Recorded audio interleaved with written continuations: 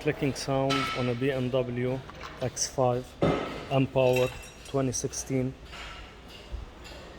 We have changed a new axle to the car. The job took like 2 hours to do,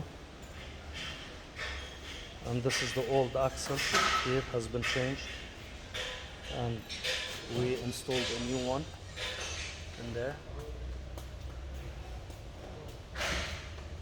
It was clicking when you turn the car to the left or to the right. It clicks on every wheel turn, and however now we came here to fix the problem, and believe it or not, they do sometimes a better job than the main company itself.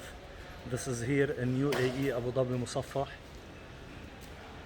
and they are doing really, within 2 hours they changed the whole axle for a total price in USD. Probably it's a 500 USD, while if you would have done this in the main company, for each side, each axle side, so left and right, the left or the right, each one costs 3,000 dirham, which is converted to USD.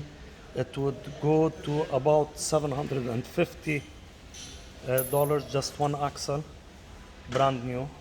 Now if you're going to change that in the main company, you wouldn't go less for than $3,000 to $5,000 a total job.